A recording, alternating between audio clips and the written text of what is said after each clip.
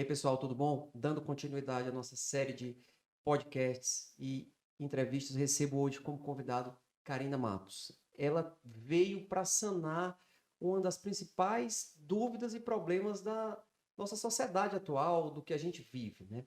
A motivação, ela está no meio, talvez, do que a gente faz. A cirurgia plástica, o trabalho como cirurgião plástico, ele não é só eu vir aqui operar a minha paciente. É cuidar de toda uma clínica, cuidar de uma série de pessoas que trabalham comigo, colaboradores, trabalhar uma série de processos internos, isso quem é empresário vai entender o que eu estou falando, que faz o que nós chamamos de jornada adequada do paciente, que é ele entrar na minha clínica, ser bem atendido, continuar sendo bem atendido. Mas dentro de toda essa jornada existem pessoas. Pessoas que precisam estar trabalhando bem, com a cabeça boa. E nós estaremos trabalhando com pacientes que também são pessoas. Então, falei muito, mas agora eu vou te apresentar. Karina, se apresente. Olá para vocês, né, assim, prazer, primeiro obrigada pelo convite, e assim, é Beleza. muito bom a gente saber que um médico, como o senhor se importa com essa questão de as novas tecnologias, como estabelecer essa relação, como colocar mais informação para as pessoas, uma informação de qualidade, porque a fonte é a sua. Então vem da sua boca. É muito bom que não tenha essa intermediação, é muito bom que você esteja chamando as pessoas para orientar como é que você quer que os seus pacientes, os seus clientes lhe vejam, entende? Então isso é muito bom e é o que a gente vivencia hoje. Eu sou Karina Matos, eu sou jornalista de formação, estou fazendo psicologia, quer dizer, também daqui a pouco estou terminando, mas já sou analista de perfil comportamental, então eu trabalho há muito tempo analisando perfil comportamental, como trabalhar as emoções, como eu faço treinamento dentro das empresas para trabalhar a equipe mesmo, questão de negociação, de empatia, como se comunicar melhor, como estabelecer essa comunicação com a câmera, sabe? Como estabelecer uma comunicação de qualidade com a outra pessoa. O que é uma comunicação de qualidade de verdade? Não é você ser um bom orador, mas é como você trata as pessoas, como você se trata. Tem muito a ver com a sua área, como você se trata, tem muito a ver com a autoestima que a gente tem, com a autoconfiança, com as habilidades que a gente acredita que pode desenvolver, como a gente se enxerga para o mundo. É. E assim, a cirurgia plástica, talvez, das especialidades médicas, ela lida com a saúde mental, autoestima, juntas. Ela tem essa característica de eu receber uma pessoa que está aparentemente saudável por fora, mas por dentro, às vezes, ela não está bem. Ela está com problemas em casa, com problemas no trabalho. Ela vem fazer a transformação corporal física atrás do resultado físico, mas também ela vem atrás do resultado mental, de mudar a qualidade de vida dela através da cirurgia, mas mudar tudo que cerca às vezes. Então, assim, eu vejo muitas vezes a pessoa atrás de uma autoafirmação porque fez a cirurgia, porque ganhou um corpo melhor. E às vezes é uma sobrecarga em cima da gente tão grande que às vezes eu pergunto, será que eu vou conseguir fazer isso? A cirurgia eu consigo, eu vou lá, vou fazer minha parte, eu vou fazer a cirurgia, eu vou desenhar o corpo, vou desenhar o nariz, o que for. Mas será que eu vou conseguir mudar a cabeça dela? Então, eu tive a ideia com esse podcast, claro, de trazer coisas que vão se elencando. Trouxe nutricionista para ajudar a manter depois, o endócrino. Agora, a tua presença aqui, ela vai abrir a cabeça das pessoas para que a cirurgia e um pós-operatório, como tudo na vida, está aqui. É o mindset, é mudar o mindset, é fazer toda uma transformação. E aí eu assim, até te pergunto, isso você identifica nas pessoas quando elas vão conversar com você, aqui eu consigo, mas quando elas vão te procurar por qual motivo, na maioria das vezes? Principalmente trabalhar a autoestima. Elas querem uma carreira diferente, uma vida diferente, um posicionamento na sociedade de forma diferente. Aí eu queria ser vista dessa forma, eu queria ser visto dessa maneira. E aí, quando você me relaciona assim, Karina, tem tudo a ver com autoestima, inclusive quem lhe procura, tem tudo a ver. E o que é autoestima, por definição, na psicologia? Autoestima é o quanto eu me valorizo, o quanto eu sinto que eu tenho valor. Independente do que eu faça, independente do que eu seja, o quanto eu sinto que eu tenho valor para as outras pessoas e para mim mesma. Só que a autoestima está muito relacionada também com a autoconfiança. A gente tem duas coisas aqui para desenvolver a pessoa por completo, para ela se entender que ela é inteira, para ela se aceitar, para ela conseguir se aceitar da maneira que ela é, com as suas imperfeições, diríamos assim, todos nós temos. Então vamos lá. A autoestima está relacionada com autoconfiança. A pessoa tem os dois? Não, mas provavelmente quem tem autoestima vai ter mais autoconfiança. A autoconfiança está relacionada com suas habilidades. Eu sou capaz de realizar isso? Quando ela sente que ela é capaz de realizar, então a autoconfiança dela. Quando eu me valorizo, independente do que eu sou capaz de realizar, independente do meu fazer, aqui é o meu ser mesmo, é a minha questão da minha identidade, eu sou bom, eu sou um bom pai, eu sou um bom filho, eu sou uma boa esposa, sabe? Eu sei quem eu sou, independente do que eu tenho, do que eu não. Eu estou falando de valor econômico, independente do que eu possua. Então, a pessoa tem uma autoestima valorizada. E o que, que a gente identifica? Identifica na fala da pessoa. Quando ela não se aceita constantemente, ela está se comparando com outra pessoa, quando ela olha mais para a grama do vizinho do que do jardim dela, sabe? Ela nem está plantando a plantinha dela, mas ela está querendo colher plantas maravilhosas. A gente vê que a pessoa já tem uma autoestima baixa, tá? Então, não é que a pessoa tem que ser narcisista. Ah, eu sou melhor do que todo mundo. Não, aí também já vai ter um desequilíbrio. Mas, assim, eu me aceito com quem eu sou e sei que eu posso ficar melhor, desenvolvendo habilidades, me tratando melhor mesmo no dia a dia, mas de acordo com que tempo, com que época. Porque, na verdade, quando a pessoa tem autoestima elevada, ela entende que ela tem defeitos. Aí ela vai perguntar para ela mesma: o que que eu posso trabalhar aqui? O que que eu posso, o que que eu preciso, o que que apenas é momentâneo, muitas coisas das vezes, o que que a gente observa? Quando a mulher tem autoestima muito baixa, ela vive numa sociedade que tem muita exigência. Então, assim, a gente hoje vive numa sociedade que tem um perfil de mulher que você tem que ter. E aí, um perfil de corpo, um perfil de rosto, um perfil. Aí traz todo. Mas, gente, entenda que isso é cultural. Lá em 1900, as exigências não eram as mesmas, sabe? E se você está constantemente mesmo, só querendo preencher as exigências das outras pessoas, assim, o que o outro lhe diz tem mais importância do que você sabe sobre você mesmo, é uma pessoa que vai estar constantemente com aquele sentimento de vazio, de falta de sentido na vida. Aí, como muitas mulheres podem preencher? Comprando. A gente tem muito mentes consumistas hoje em dia. Então ela compra para preencher uma falta que existe dentro dela. Então, compra, compra, compra, mas a falta nunca é preenchida. É isso que acontece. O bolso é que a carteira é que diminui. No lugar dela investir, então eu vou dizer para as mulheres aqui, invista. Quando você tiver com um problema emocional, você pega o dinheiro, poupa e investe. Que dá mais resultado, depois É, você vai ficar mais feliz do que sair comprando a bolsinha. é. E assim, eu acho que nos ajuda muito como profissionais a ter contato com outras pessoas, a divulgar o nosso trabalho, mas ela é o vilão do momento, é rede social, claro. Você está sempre vendo a vida do outro sem saber como é a vida do outro. Você está vendo imagens da vida alheia, mas você não sabe a realidade que ela geralmente não é exatamente igual você está vendo. Então, às vezes, as pessoas que têm um problema de autoafirmação, de autoconfiança, elas vão ser massacradas ao ver outra pessoa que elas julgam estar bem. E isso é uma coisa que nós temos que ter muito cuidado. Eu falo sempre para as minhas pacientes, eu não sou vendedor de sonhos. Eu não sou vendedor de sonhos. Quem vende sonho, colhe pesadelo. Por quê? Você embarca numa jornada de sonho, mas o sonho é visual. Tem que estar na cabeça, Isso. entendeu? Então, assim, o que tu me fala, às vezes até eu me identifico, às vezes. O problema da confiança, ele vem e ele vai. Às vezes a gente está mal na carreira, aí a gente vai, acontece alguns problemas extra-carreira ou intra-carreira, nossa confiança vai lá para baixo. O que eu posso fazer para ser melhor amanhã? Aí você olha para a grama do vizinho e fala, poxa, tudo dando certo lá, ali, para mim não dá. Será se é isso Ninguém mesmo? sabe o que Ninguém aconteceu nos sabe bastidores, né? exatamente. Ninguém sabe o seu sangue, seu Sansa suor e Suor. suas lágrimas que correram para você estar aqui ou para aquela outra pessoa estar lá, né? Então, assim, falando do ponto de vista social e de trabalho, como que você acha, por exemplo, que uma mudança física vai influenciar no psicológico de um trabalho? Vamos lá. Se a pessoa tem aquele problema, vamos lá, de muito tempo, e ela Uhum, acredita que pode melhorar, também vou defender que a pessoa faça intervenções, pequenas ou grandes, depende do uhum, que ela deseja, que ela faça intervenções se ela acha sinceramente que aquilo vai. Mas se aquilo foi uma indicação só porque ela ouviu o namorado dizer constantemente, eu acho bonito mulher assim.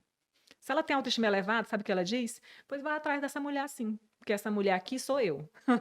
De verdade, se ela tiver autoestima elevada. Porque se ela for preencher, como eu disse, cada expectativa de cada pessoa que chega com ela, a mãe, o pai, o irmão, o tio, o sobrinho, o colega de trabalho, todo mundo, ela nunca vai ser ela mesma, ela vai estar sempre preenchendo a expectativa das outras pessoas. E aí vamos convenhamos. Será que dá para você preencher a expectativa de todas as pessoas que estão ao seu redor? Não dá, doutor Alexandre. Essa é a questão. Não dá. E quando você entende isso, é uma liberdade muito grande. Quando você entende, eu sou feliz com quem eu sou, com as minhas características, como sou. A gente vive numa sociedade que exige muito, como o senhor falou, as mídias, as redes sociais. Vamos, o que a gente tem de pesquisa hoje na área de psicologia? Quando você passa, em média, de 2 a 3 horas por dia, porque essa é a média que as pessoas passam numa rede social. Brasileiro, então, né? Às vezes até Muito 4, se mais, não me engano. exatamente. Então, assim, se só você passar em torno de 1 a 2 horas lendo uma revista de moda ou numa rede social como o Instagram, vamos lá, que é uma rede que lida muito com o visual, aumenta a probabilidade de você ter características depressivas em 40%. Por que que acontece isso? Porque as pessoas começam a se comparar. E ninguém se compara com quem está com a vida pior. Todo mundo se compara com quem está um nívelzinho acima do seu. Sempre se compara com quem está melhor. Então, o que que acontece? Quando eu tenho essa comparação, eu já tenho uma comparação de diminuição de mim mesma. Nossa, então eu estou fazendo tudo errado, então eu não sou boa. Então, a pessoa começa a ter dúvidas e fica ruminando pensamento, como a gente diz. Geralmente, pensamentos negativos sobre si mesmo. Pensamento negativo sobre você não lhe leva a lugar nenhum, porque não resolve, não é a solução. Agora, como o senhor falou, é comum a gente chegar e ter assim momentos na vida da gente em que a gente está no vale. Vamos lá, picos e vales. É que a gente está no vale, que a gente, nossa, como sair daqui? O que que eu faço? Como é? É hora de você pedir ajuda, é hora de você saber quem são seus amigos, é hora de você saber qual é a sua rede de apoio de verdade, quem são aqueles que só estão com você no momento que você está lá no topo, sabe? É de você fazer uma avaliação de. E se sua autoestima tem muito a ver com isso, de você saber separar. Isso não me define. Eu gosto muito de dizer isso para os meus clientes. Muito, demais. Você está vivendo um momento ruim, isso define você por completo a sua vida inteira? Esse momento vai lhe definir para a vida inteira só se você quiser. Porque para chegar até aqui você fez muita coisa. Muito. Com certeza, doutor Alexandre, você já passou por muitas horas de estudo, já abdicou de muita coisa na vida. E é isso, de quem consegue, de quem vai atrás. Então, assim, se eu estou vivendo aquele momento ruim, se aquilo vai me definir, sou eu que vou deixar. E é lógico que eu posso estar num momento ruim, assim, aí eu olho para mim e digo assim, mas quem me ajuda nesse momento? Olhe para perto, para aquelas pessoas que são mais importantes na sua vida. Feche os olhos agora e faça esse exercício. Imagine quem é aquela que no momento mais difícil da sua vida, no momento mais difícil, é aquela que está do seu lado. É essa pessoa que você tem que carregar com você. E a gente tem que aprender a valorizar essas pessoas. Né? Valorizar qualquer pessoa que chega pra gente e diz assim, mas eu detestei tua roupa, mas eu acho que você deveria falar assim, eu acho que nem lhe conhece, não sabe da sua história, não sabe o que você passou, não sabe por que você está ali. Eu acredito que as mulheres hoje, muito influenciadas pelas mídias, a autoestima diminui porque ela está constantemente se comparando, ela quer ser a melhor, ela quer ser vista, ela quer. É tipo uma exibição, colocou na vitrine para ser exibida. E aí, quando ela não tem conteúdo, vamos lá, outras coisas para se trabalhar, o que é que ela vai mostrar? O corpo dela. É uma coisa que, às vezes, as pessoas não sabem que para a boa execução das mídias existe uma ciência. E essa ciência, quem domina sai na frente. E essa ciência da mídia é justamente isso, influenciá-los. Não necessariamente positivamente. É influenciar você a querer consumir isso, a querer ter esse padrão. Tudo isso é estudado. Os algoritmos, as métricas, elas são muito boas para quando você é, digamos, um empresário que vende. Nada contra, porque eu também faço isso, eu sou empresário da área da saúde. Mas o consumidor, aquela pessoa que consome as imagens da mídia, ela tem que ter um juízo de valor antes de deixar aquilo afetar o seu psicológico, entendeu? Então, assim, eu bato muito na tecla que sempre quando eu chego com as pessoas, pacientes, que eles voltam, eu tenho uma experiência de vida aqui de ver os pacientes que eles voltam em momentos diferentes. Eles voltam animados, tristes, e aquilo impacta na percepção que eles têm do resultado de uma cirurgia, mas às vezes não tem a ver com a cirurgia, às vezes tem a ver com coisas externas, a situação dela, ou um comentário que a amiga fez, que você falou. Então, assim, as pessoas elas precisam ter autoafirmação na vida para tudo. Não é para uma cirurgia, é para o trabalho, como a gente estava falando aqui. É para se relacionar com marido, Uma coisa que eu digo sempre aqui, cirurgia plástica, ela não salva casamento. Não vai salvar um casamento. Se o casamento está ruim, são por outras coisas. Não é só pelo físico que a cirurgia plástica vai te trazer. Então, assim, é algo que a gente tem que ter em mente, mas tem que procurar ajuda quando você está sentindo isso. Não ajuda minha. Você tem que procurar ajuda de quem entende, né? Entendeu? Então, assim, outra conversa que a gente estava tendo agora é que, assim, falando na questão do empresário, de quem vem. Hoje em dia, a gente vê que nós, como empresários, vivemos sufocados. Sufocados como? Sufocados pela vontade de entregar o máximo possível para os nossos clientes, pacientes, seja o tipo de ramo do empresariado que for, mas a nossa incapacidade de saber lidar com todos os processos, de saber lidar com as pessoas. Por mais que a gente aprenda, nem toda a cadeia tem a mesma empatia, nem toda a cadeia, os colaboradores têm a mesma capacidade de lidar. Então, tu estava me explicando, né, que tem essa capacidade de treinar algumas pessoas para que elas tenham habilidades de ter empatia com pessoas. Isso é ótimo, porque empatia é algo que está faltando no mundo atual, né? Empatia é uma comunicação mais assertiva, que é essa comunicação de prestar atenção no que o outro quer. Às vezes a gente está na ânsia de só dizer o que quer. Tem Então, que Alexandre, ouvir, tem né? que ouvir. A maior qualidade de uma pessoa que tem uma boa comunicação é saber ouvir as pessoas. E se você é empresário, se você tem um negócio, você tem que saber ouvir. Uma coisa é você querer colocar um produto no mercado e dizer assim, eu quero e vou vender muito desse produto. Não, a primeira coisa que você tem que parar para prestar atenção é aquelas pessoas que lhe procuram, qual o perfil delas, onde é que elas estão. Elas lhe procuram por quê? Qual é o problema, o maior problema? E aí prestar atenção. Eu posso ter a solução para o problema delas? Tem gente que não consegue vender porque oferece um produto, porque acha que o seu produto é excelente. É o contrário.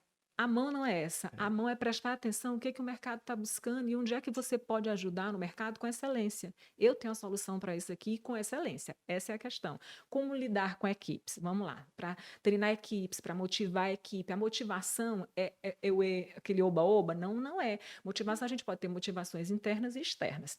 As motivações internas eu posso ter um propósito, eu posso ter uma família que eu quero sustentar, eu posso ter um ideal, uma meta, um objetivo na minha cabeça, são as motivações que me movem internamente. Motivação externa pode ser a pressão de fora, pode ser o chefe, pode ser dizer assim, se você não vier no dia tal, vai ter descontado aquele salário, aquela coisa. Muita coisa pode acontecer. Crise pode ser uma motivação externa, aí você resolve agir de forma diferente. Uma oportunidade é uma motivação externa. Nossa, eu fui fazer um curso lá fora, ouvi isso, entendi isso aqui é uma oportunidade. Então a gente tem que estar sempre com a mente aberta para as oportunidades. Essa é a questão que tem que ser a visão. Quando a gente vai escolher a nossa equipe, o que a gente tem que prestar atenção? O que eu preciso dentro da minha equipe? Eu preciso de pessoas de mais variados perfis. E a gente tem perfis diferentes. Por exemplo, uma pessoa que é mais influente é aquela que conversa mais, que se dá melhor com as outras pessoas, ela tem que estar na linha de frente do atendimento, ela não tem que estar escondida lá no financeiro. A gente tem que saber identificar na hora de contratar. E isso é com análise de perfil comportamental. Então, eu posso melhorar os resultados de uma empresa só fazendo avaliação de perfil comportamental da equipe. A equipe, muitas vezes, eu posso ter dentro da equipe pessoas certas no lugar errado. Só isso. E não está andando naquele setor, não está andando naquele departamento. Então, uma pessoa que é mais contida, mas que ela é muito reservada, mas que ela é atenta, se eu disser assim, doutor Alexandre, a conta é R$ 2.597,54. Um influente, uma pessoa dominante, que é mais assim, de ideias e tudo, o que ela faz? Ah, ela arredonda. 3.000, é? 2.600? Então, ela arredonda, ela não gosta de... Mas a pessoa que é muito conforme, como a gente chama, aquela que vai saber lidar com o número, ela diz, não, 2.597,46. Ela diz exatamente o que é a conta. E para ela tem que ser certo desse jeito. Onde é que essa pessoa tem que estar dentro da empresa? Ela tem que estar no financeiro, ela tem que estar no administrativo, ela tem que estar lá lidando com os números, porque é para ela, com os processos, é uma pessoa que se dá muito bem com o processo.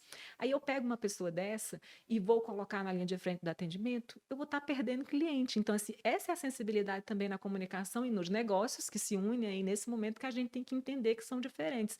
Então, quando a gente trabalha uma equipe dentro da empresa, a gente já começa identificando.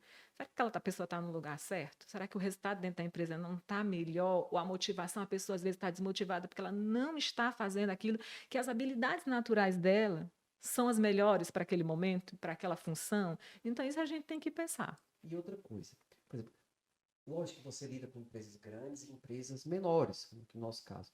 Mas uma coisa que a gente tem que olhar é para o colaborador como pessoa.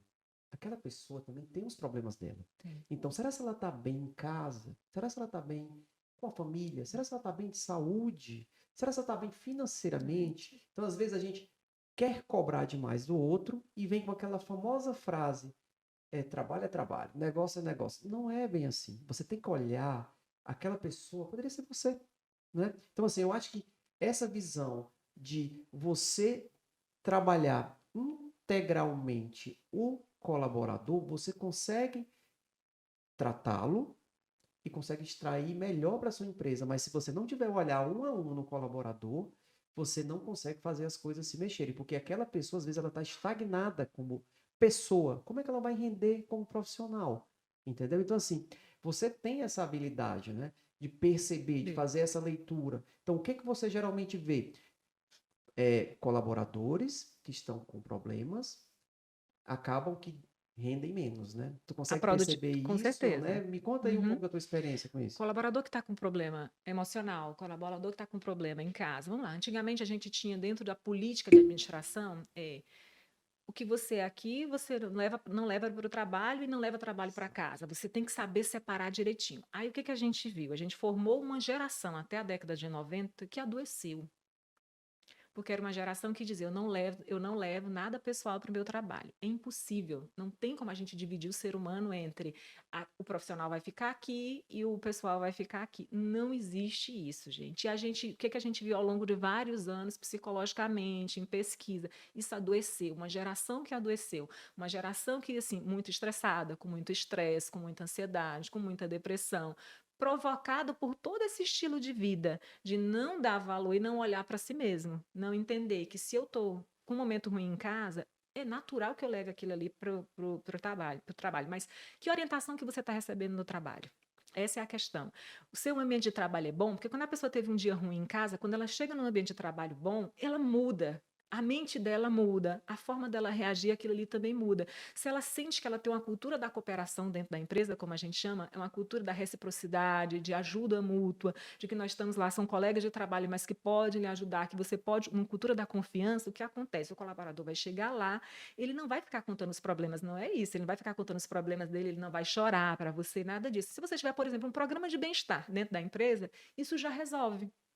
Porque a pessoa vai ver que a empresa se importa também com esse outro lado dela. Assim, tem aquele colaborador que dá aquela respirada e diz assim: nossa, eu estava tão triste lá em casa, cheguei aqui e já ficou feliz. Queira Isso. ter assim, queira ter essa empresa. É esse modelo de empresa que a gente deve buscar, onde as pessoas confiam na gente, elas acreditam, o meu local de trabalho é muito bom, o meu local de trabalho é onde eu vou dar vazão para muitos objetivos na minha vida, para novas habilidades, para novos comportamentos. A gente imaginar isso, que lá eu vou ajudar outras pessoas, mas que eu também estou construindo uma história. Programas de bem-estar nessa área. A gente tem que ouvir mais o colaborador, a gente tem que treinar mais as emoções dele. Por quê? Durante muitos anos que disseram para a gente, o seu emocional tem que ficar guardado, escondidinho, ninguém pode saber e nem ver. E aí o que que a gente sabe hoje? Toda decisão que você toma, ela não é racional, ela é emocional. Ela vem da parte do nosso cérebro, que é do sistema límbico. Vamos lá. É a base, são onde tem as nossas emoções, raiva, alegria, tristeza, é toda a base da nossa emoção. Aí as pessoas querem separar, não, racionalmente é assim, emocionalmente é assim. Deixa eu dizer uma coisa para você, quando você decide ir para uma clínica, quando você decide escolher um médico, quando você decide confiar numa pessoa, não é o seu racional que está trabalhando.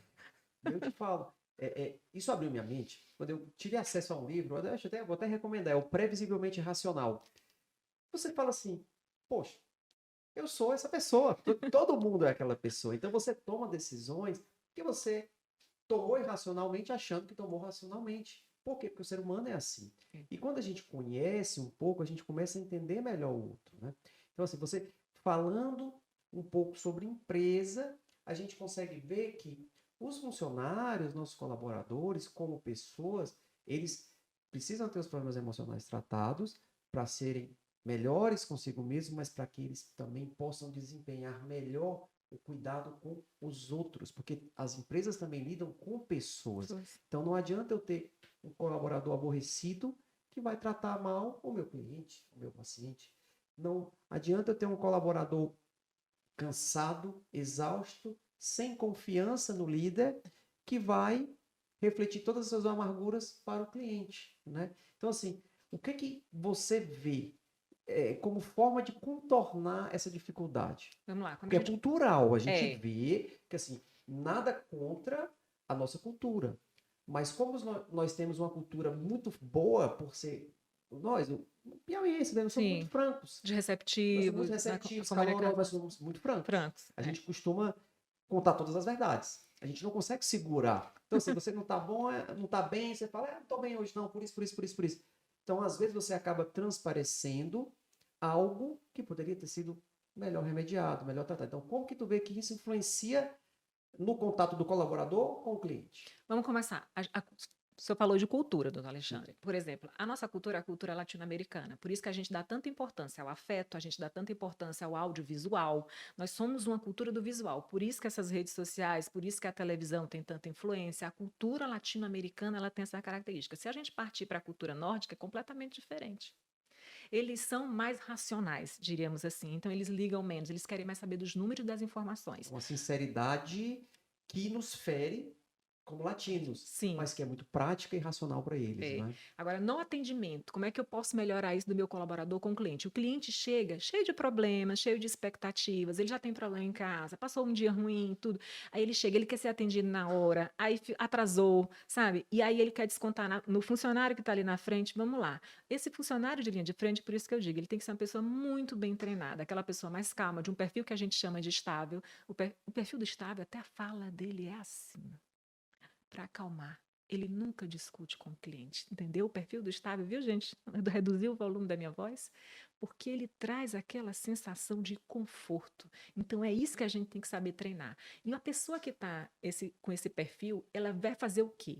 Ela vai chegar e ela vai ver que todo mundo tem uma jornada. Aquele cliente que chegou até ali, diante dela, que chegou na sua clínica, ele tem uma jornada, ele já teve uma dificuldade, já enfrentou um problema, ele tem expectativas, ele tem sonhos para realizar. Então, quando um cliente procura você, ele não está procurando um problema. Então, você não tem que discutir com ele. Já começa por aí. Se o cliente lhe procura, ele está procurando uma solução. Em qualquer lugar. Se você vai ao salão, se você vai ao médico, se você vai ao supermercado, você não quer problema. Problema já tem muito diariamente na vida. Então, quando ele procura, e principalmente quando procura uma área cada vez mais especializada, aí é que ele quer a solução mais cirúrgica possível, aquela mais precisa e mais específica possível. Então, é você imaginar, o seu funcionário que atende ali, ele está preparado para isso?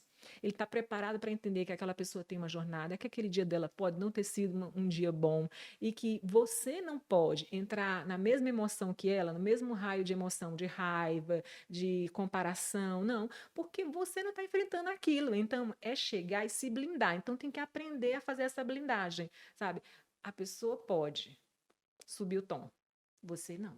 Você abaixa o tom, Você inclusive. abaixa o tom. Viu como eu baixei? É, Abaixa o tom porque dá aquela sensação. Algumas pessoas vão ficar irritadas. As pessoas que têm um perfil de dominância, quem é perfil de dominância? É aquela que chega, eu vou aumentar a voz, gente, perfil dominante. Então, assim, eu vou aumentar a voz. Olha, é o seguinte, doutor Alexandre, eu vi no site tal que tem isso daqui, traz a foto. Eu trouxe essa foto pro senhor, eu quero ficar igualzinha essa mulher. Essa modelo bem aqui. A mulher não come carne há 10 anos, eu como carne todo dia, mas eu quero ficar igual a barriga igual a ela. Você tá entendendo, doutor Alexandre?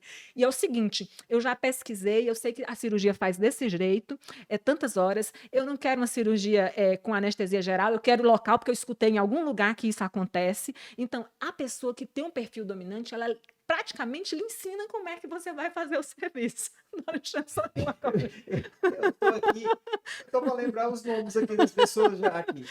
Se eu abrir o sistema aqui, eu sei até quem são. Mas é para a gente ficar lembrando que são as pessoas assim na nossa vida. Então, a pessoa dominante, ela fala direto, rápido, ela é uma pessoa focada em resultados. Então, por isso que ela já vem, ela diz, se ela for comprar um carro, ela já chega para o... Ela não vai pesquisar mais nada, ela já fez a pesquisa antecipadamente, ela só quer a solução ali. Olha, o carro é esse, ela chega na locadora, na concessionária, ela diz assim, esse carro que eu quero, dessa coisa que o senhor tem, aí o vendedor vai dizer, olha, eu queria fazer o papel dele, explicar. Ela não quer, ela não tem paciência para isso, é uma característica da pessoa dominante. Então, cada pessoa tem que ser tratada de acordo com o perfil dela. É outra coisa que a gente ensina dentro das empresas.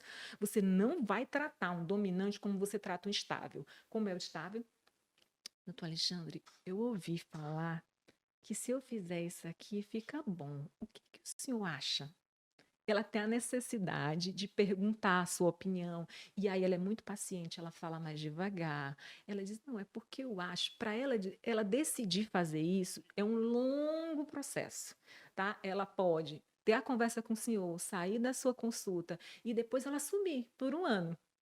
Mas não se preocupe, às vezes não foi que ela não gostou do senhor, às vezes ela está pensando se vai mesmo. Ela tem um tempo de pensamento maior, então aí ela volta depois de um ano. Ela diz: Alexandre, estou preparada agora. Pronto. Ela pensou. É uma pessoa que não gosta de ser pressionada. E a gente tem outros tipos, como a gente tem 4 perfis básicos: o dominante, o influente, esses dois, o influente, o estável e o conforme. O influente é aquela que ela conta a vida dela todinha para o senhor. Você não tem aquela cliente que ela chega, o senhor sabe quantos meninos ela tem, qual é o marido dela, se ela já se separou, se ela vai se separar, né? Ela conta assim: eu quero ter a barriga assim, porque senão meu marido vai embora. Ela conta a vida dela toda, em 10 segundos. É aquela pessoa que na fila do banco a gente diz assim: virou, tu virou, ela vai te contar a história da vida dela todinha. Então, a pessoa que é influente, ela gosta muito de falar, porque ela é conectada a pessoas. Como é que o senhor ganha uma cliente dessa? Isso aí é bom para quem tem negócios. É deixando ela falar. Ela tem a necessidade de falar da jornada, da história dela, da vida dela. O dominante tem necessidade? De jeito nenhum. Ele só pergunta o que é, quanto é. Ele sabe exatamente o que ele vai querer gastar. Ele pergunta quanto é importante para ele e o resultado. Ele quer a garantia 100% que o resultado vai ser aquilo que ele está querendo comprar, entende? Isso é o dominante. E o conforme? O conforme é aquele que fica observando, observando. O senhor fez a cirurgia perfeita, o narizinho tá lá lindo, o rostinho tá maravilhoso, mas no dia a pessoa vira para você e diz: doutor Alexandre, eu acho que isso aqui ainda podia ser feito dessa maneirinha aqui. É aquela pessoa que é conforme, ela nunca está satisfeita de verdade, porque ela é altamente crítica, e ela não é só altamente crítica só com ela é altamente crítica com as outras pessoas também, né? Ela tem uma tendência a mais negatividade.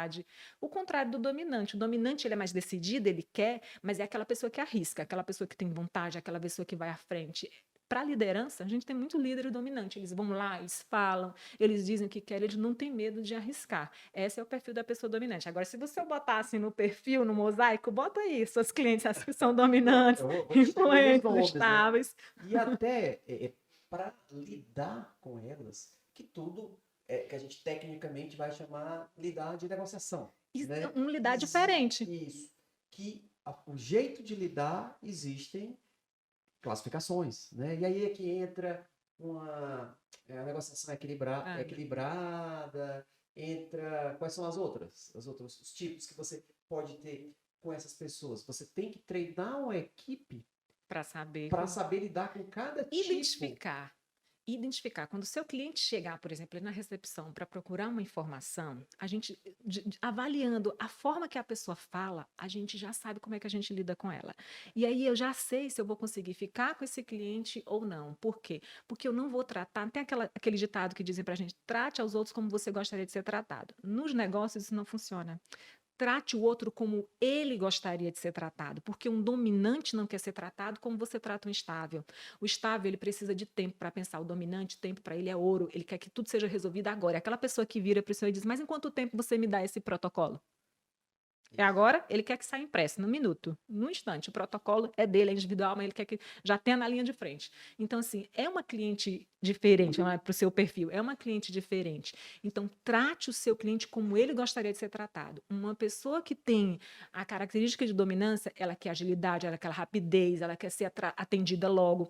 Uma pessoa dominante, uma conforme, elas detestam ficar mais do que um minuto esperando o que foi combinado com o senhor. Se o senhor marca o horário da consulta delas às 10h30, é 10h30. Jamais faça com conforme 10h35, 10h40. Para ele, tempo é ouro. E é característica. Tanto conforme quanto dominante, eles entendem aquilo como um compromisso.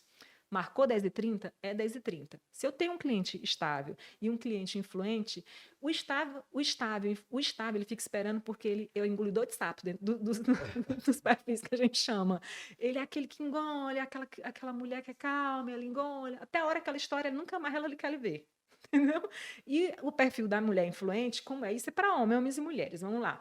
Da mulher influente é aquela que, se tem 10 minutos, ela diz: tem um café, tem um cappuccino, aí ela liga, vira para outra cliente que está esperando, faz uma amizade, já trocou ali o telefone, já foi no Instagram, olhou, conversou, e a senhora veio fazer o quê? Já pesquisou a vida da outra todinha. Então, essa é a característica. Então, o estável e o influente não vão ligar muito se vão esperar. Como seria bom ter uma equipe treinada para dizer assim: chegou dona fulana, essa Não deixe esperando, porque ela vai sair daqui chateada, ela vai fazer uma propaganda ruim. E o que que a gente sabe? Você pode trabalhar muito bem, mas quando você tem uma pessoa que fala do seu trabalho de forma ruim, ela espalha, no mínimo, para 8 pessoas. É o menor ciclo que a gente tem de influência no marketing quando a gente analisa. Para 8 pessoas. Então, 1 para 8 é muito. Imagine que você tem que reverter isso como, cara? Você nunca consegue reverter, o que a gente chama de crise em comunicação. É muito difícil você reverter uma situação assim. É melhor você trabalhar à margem disso, você trabalhar outras habilidades, mas deixa que dali que é um momento de crise. Entender que dentro da sua vida profissional vão existir momentos de crise. Gente, só não existe momento de crise para quem não trabalha. Então comece agora. Se você está paradinho, quietinho em casa, sem fazer nada, ainda vai existir um momento de Vai ter crise, crise que é a também. crise existencial. Para que eu sirvo? O que eu faço? Por que eu não faço nada no mundo? É aquela crise de quem está na zona de conforto mesmo, de que não vai construir mais nada. E assim, e quem arrisca, aquele profissional que vai lá, que vai na frente, que toma a dianteira, ele vai ter problemas. Só não tem problema quem não age. Exatamente. E assim, uma coisa que a gente vê muito hoje são os gerenciamentos de crise. Como eles são importantes para as empresas. Você que esse vídeo fique atemporal, mas a gente viu hoje, ontem, né, que aconteceu com um deputado e ele falou uma coisa extremamente desagradável e abriu-se uma enorme crise. Então, qual é o papel da assessoria em fazer esse gerenciamento de crise? Porque todas as empresas vão ter momentos de crise. Todos os profissionais, principalmente os profissionais liberais, vão ter momentos de crise. Então, qual é a ação geralmente tomada? Qual é a linha de ação? Existem várias linhas de ações. Para quem faz gerenciamento de crise dentro da empresa, existe uma linha que é: eu não vou triscar muito. Vou dar direito de resposta? Vou atender isso juridicamente? Vou para a mídia? Isso é muito definido dentro da empresa, com as estratégias da empresa, o que, que a Com o empresa. tipo de Como tipo de empresa? empresa, o que, que a empresa quer mostrar, qual tipo de crise naquele momento. Então, a gente tem que avaliar muito essas questões.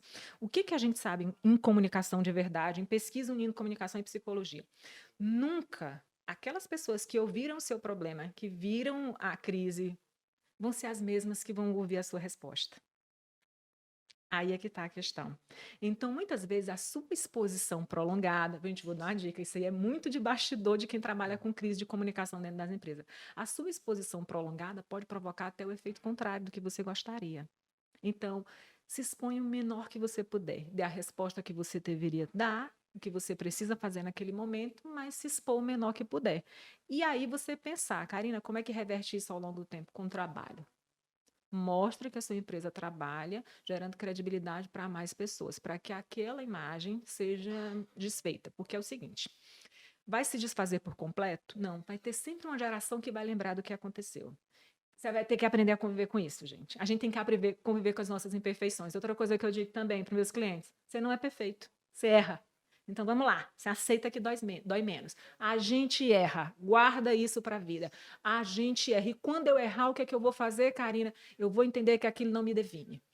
É, O meu erro não me define. Eu tenho que melhorar. Onde é que eu tenho que melhorar? Que habilidade é que eu tenho que desenvolver? O que foi que eu fiz de errado que eu não quero mais fazer, que eu não vou repetir? Mas aquilo ali é uma decisão minha. Eu tenho que ter essa decisão. Eu tenho que aprender a me perdoar. Aí é que está a nossa autoestima e autoconfiança. A gente tem que aprender a se perdoar mais. Se fosse um amigo seu, você perdoaria? Você não chegaria para ele e dizer assim: fulano, não fica preocupado, vai, isso bola para acontece, frente. bola para frente. Só que a gente tem a tendência a se martirizar muito mais do que os outros. A gente diz para a gente mesmo que a gente jamais diria para um amigo que estivesse naquela mesma situação. E o que a gente vê hoje é a cultura do cancelamento, né? E esse nome é um nome novo, mas ele é terrível, porque as coisas elas se amplificam e vão tomando proporções que não tomavam antigamente, e você fica à mercê de comentários de pessoas que não conhecem a situação, que são apenas, digamos, amplificadores de, vamos imaginar aqui, que ficam escondidos por trás das redes, né? Então, assim, a coisa ela se magnifica. Quando você pega os históricos, eu estava lendo um dia desse a respeito da carreira daquele Tiger Woods, que é De tênis. golfista, Uhum. o golfista, Digo, que ele teve um escândalo sexual e tal, e aí a coisa amplificou, amplificou. Se ele tivesse assumido precocemente, é aquilo que os estudos estavam falando lá, os estudiosos, a coisa tinha cessado claro. mais rápido. Lógico que aquilo ali é uma visão para 1999 ou foi 2000. Hoje, com as redes sociais, que ele fizesse ia amplificar do mesmo jeito, entendeu? Então, assim, o gerenciamento de crise ele deve ser feito por um profissional que vai dar o melhor conselho para você. Porque quem passou por crise, eu já passei por crise, você não sabe o que faz. Você não sabe. Você escuta. Quem que você quer escutar? Você quer escutar primeiro a sua esposa, sua mãe, Até seu porque você pai. está envolvido emocionalmente. Exatamente. Suas decisões, elas não são racionais. Não Elas são, na verdade, muito mais de autocobrança. Mas, assim, uma coisa é você assumir as suas falhas publicamente, você não vai amplificar mais. Ou se você assume a falha para você mesmo e vida que segue, entendeu? Então, assim, tem que ter um profissional com você. Por isso que, às vezes, a gente na cirurgia plástica, vira e mexe, tem os simpósios, as discussões para gerenciamento de crise. Sim. Entendeu? E aí sempre vai falar alguém da área do jornalismo, alguém da área do marketing, alguém da área da advocacia. Nunca são unânimes na decisão a tomar. É verdade. Mas o que você tem que ter sempre é aconselhamento. E aí, extrapolando um pouco da minha especialidade, mas indo para todos os ramos empresariais, é aquela coisa. Assuma a sua falibilidade como humano, entendeu? Como empresa, as empresas são geridas por humanos. Então, assim, a falibilidade ela é normal. Eu entendo que as pessoas, hoje, elas são muito mais agressivas em lhe julgar no tribunal de fogo das mídias sociais. Mas quem está julgando também é humano. Então, daqui a alguns meses, ela vai aprender que ela também falha. Só que no tempo errado, Então, entendeu? Alexandre, nessa cultura do julgamento, do cancelamento e do julgamento que a gente está vivendo, por quê? A gente tem um tripé para isso existir. A gente ela não existe à toa. Ela existe por quê? As novas mídias, você poder gravar com o celular tudo e qualquer coisa, qualquer conversa e gerenciar isso para qualquer lugar, emitir essa informação para qualquer lugar, gerou uma facilidade. Então, você tem a facilidade das mídias, tecnologicamente mesmo falando. Antigamente, para você gravar alguma coisa, você precisava de uma câmera, era uma câmera escondida, era muito mais complicado. Hoje, com o celular, você faz tudo. Então, você tem a possibilidade das novas mídias, tudo isso. Você tem a possibilidade do anonimato, a pessoa fala e ela não precisa mostrar a cara dela, por aí você já tira, que também não é uma pessoa que lá, se eu estou falando, eu estou me utilizando desse anonimato para poder falar mal de alguém, vamos avaliar também como é que é essa pessoa. Tá? E depois de tudo isso, ainda tem essa questão da pessoa se sentir no direito de julgar publicamente o comportamento de outra pessoa. Então a gente tem esse tripé rondando aqui, porque essa pessoa, hoje, qualquer pessoa com celular, ela é produtora de informação. Essa é a questão. Não existe mais filtro. Independente da qualidade, ela produz informação. Ela produz informação. E a informação pode ser falsa, a informação pode ser deturbada, a informação pode ter muitos vieses ali dentro, mas ela tem um celular, ela tem um computador, ela pode produzir informação. Se a informação é verdadeira, de qualidade, e o que a gente sabe, por que provoca mais crise ainda? Eu produzo uma informação, aí uma informação que é falsa, eu começo a repercutir essa informação, disseminar isso, e os outros grupos vão fazendo a mesma coisa. E aí, para resolver isso depois, como é que eu faço? No inconsciente coletivo, aquilo já fica como verdadeiro. Se cria um inconsciente coletivo de que aquilo é verdadeiro. Você tirar essa imagem no momento de crise é um momento de muito, muito, muito trabalho de uma equipe, como o senhor falou. Aí tem a comunicação, tem o jurídico, sabe? Se precisar do emocional, conte com um psicólogo para poder também dizer como é que você está se vendo no meio dessa situação, como é que eu vou agir diante dessa situação, conto, não conto, para quem eu conto, qual é a minha rede de apoio, o que eu vou, como as pessoas vão me ver, como elas vão me reconhecer e tudo. Porque você, nesse momento, não tem que ouvir aquelas pessoas que estão lhe julgando de forma negativa que nem lhe conhecem. Tem muito isso. A pessoa, às vezes, lhe julga porque fulano disse que é assim, ouviu falar. Então, a rede social hoje, ela esconde muito do que é, na verdade, a pessoa. E a rede social hoje, ela é o ouviu falar. E o senhor já ouviu que também, outra coisa que liberou, todo mundo acha que é especialista na carreira, na especialidade do outro. Uma coisa que eu gosto de acompanhar, Eu pergunto, quantos anos de medicina você tem? Quando a pessoa vem me fala assim, como é que você sabe que a cirurgia tem que ser feita assim? Quantos anos de medicina você tem? Eu disse, como é que você sabe que a matéria tem que ser feita assim? Você fez curso de comunicação? Não. Então, assim, é porque todo mundo se acha hoje detentor do conhecimento. Isso, eu vejo muito, eu gosto de acompanhar como aprendizado. Existem algumas páginas em mídia social, no Instagram, que colocam resultados, complicações em cirurgia plástica, que é a minha área, né? E aí acontece uma coisa lá, aí vem milhares de comentários. E as pessoas leigas julgando. Ah, mas é porque você deve usar tal pomada. Ah, você deve fazer isso. O seu médico deveria ter feito isso. Gente, é muito especialista para pouca coisa, entendeu? Então, assim, e aquilo ali vai ganhando muito mais corpo, aquilo ali vai gerando muito mais engajamento, mais comentário, do que uma coisa verídica, entendeu? Então, aquela pessoa que propaga uma fake ou uma coisa que talvez não seja validada, ela ganha muito mais publicização do que ela fala, Sim. do que a pessoa que foi simples e disse o racional. Então, assim, esse é um dos perigos da mídia social, que, lógico, é muito bom, mas esse é um dos perigos. Se a gente for trabalhar o que acontece por trás dessa pessoa também, vamos lá, vamos trabalhar o emocional, não só a questão da comunicação dela, de como ela se comporta ali no meio público. Porque hoje tudo que você escreve dentro da rede social, você tem que ver que aquilo ali é público. Aquilo ali é de direito público, não é mais de direito privado. Se você escreveu, vai servir de prova contra você, você tem que começar a pensar nisso. Então, quando a gente vai organizar nossas redes sociais, gente, a gente tem que ter a noção como empresa, como pessoa. Aquilo ali é só uma parte da minha vida, não é minha vida inteira. Já começa por ali. E o que você coloca ali é você que está decidindo, é que você vai ter esse filtro. Não tenha medo de você ter a sua empresa, eu vou ser blogueirinho, o que as pessoas vão falar, o que está ali por trás. Não tenha medo disso, porque você vai escolher como você quer ser visto. Ali já é o seu filtro, é o seu olhar. Ninguém está botando uma arma na cabeça e dizendo você tem que fazer isso. Tá? Então você escolhe como você quer ser visto pela sociedade. Então bote ali o que você acha que é bom que as pessoas saibam sobre você. Ponto. Começa por aí, já te traz uma tranquilidade. Você não tem obrigação de nada. Quando você começar a escrever numa rede social de alguém, tem essa noção. Hoje, tudo que é gravado numa rede social é de direito público. Você escreveu e está publicizado. Se você deixou lá para todo mundo ver, então seja responsável pelas coisas que você fala, pelas coisas que você escreve. A gente vive numa sociedade em que se cobra muito do outro quando a pessoa nem olhou para ela. Aí é que eu podia falar da questão do emocional. Você tem um reflexo assim, você vive momentos ruins e aí você quer descontar tudo aquilo que você está vivendo na sua vida, ai, naquela pessoa. Essa cultura do cancelamento, essa cultura do julgamento, sabe? Parece que tudo que deu errado na vida dela, ela começa a julgar o outro. Ela não olha para ela primeiro. Ela perdeu o tom de É, dizer assim, quem sou eu para estar falando isso aqui dessa pessoa? Não conheço, não sei, não conheço a área dela. Coisas que as pessoas não tinham esse poder antigamente porque não tinha essa possibilidade das redes tão fáceis. Hoje o que as pessoas têm? Elas têm um telefone, e o telefone é tudo. Esse celular, esse telefone móvel, vamos lá, ele nos possibilita fazer N coisas que não era possibilitar. A gente tem um computador, a gente tem a rede social, a gente tem tudo ali dentro, a gente tem a calculadora, a gente tem tudo. Então, imagine que a gente tem todos os aplicativos que a gente pode fazer muita coisa. E quando nos é dado poder, a gente vai para os nossos grandes filósofos, Platão, volta lá atrás. Eu sei o que é uma pessoa quando eu dou poder a ela.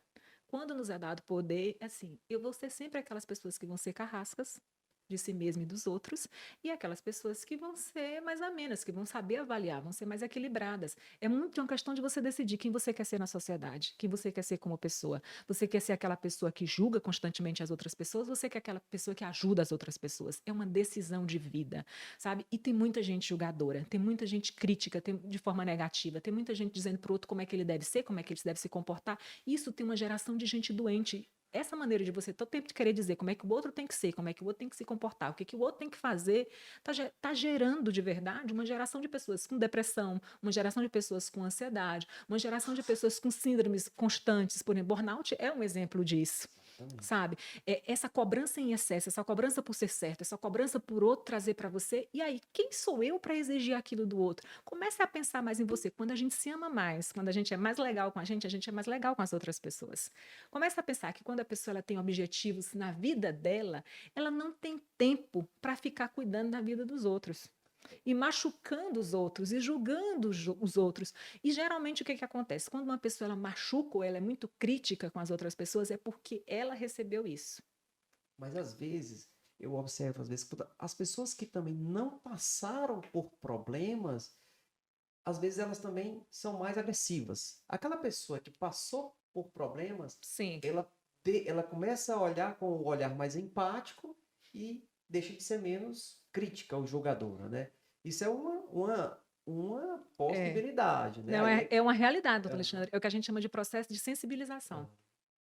outra Ela, coisa que a gente estava até conversando antes é sobre a empatia, claro, a assertividade. Porque às vezes uma pessoa pode tentar ser crítico, incentivador e ser compreendido como crítico desmotivador. sim, E aí é onde a palavra em sua essência, a assertividade é fundamental, porque às vezes você vai dar um conselho e a pessoa acha que você está criticando. Às vezes na empresa você vai tentar ensinar ou dar uma chamada, digamos, produtiva num colaborador, você não foi assertivo, ele acha que você está brigando com ele. Você vai na rede social tentar dar um conselho, tentar fazer um comentário puro, às vezes, de maldade ou malícia, é mal interpretado. Aí é que vive a assertividade, né? O que que é assertividade? A gente se comunicar da maneira correta, dizendo exatamente aquilo que a gente quer que a outra pessoa compreenda. Vamos lá.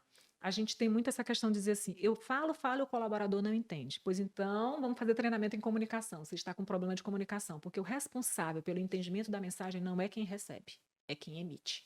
Já começa uma mudança de pensamento aí muito grande dentro da sociedade. Eu tenho que emitir a mensagem como gestor e dizer para o meu colaborador, olha, nós vamos trabalhar dessa maneira, é assim que eu quero. Aí a pessoa sai e faz errado, não faz daquela maneira que o senhor colocou. Aí ele diz, mas esse colaborador eu falo, ele não entende. Pois então vamos começar essa conversa de forma diferente. Eu falo e repito. Você me entendeu? O que você me entendeu? Isso é a comunicação assertiva. E também De que forma você vai trabalhar? De que forma você vai fazer isso?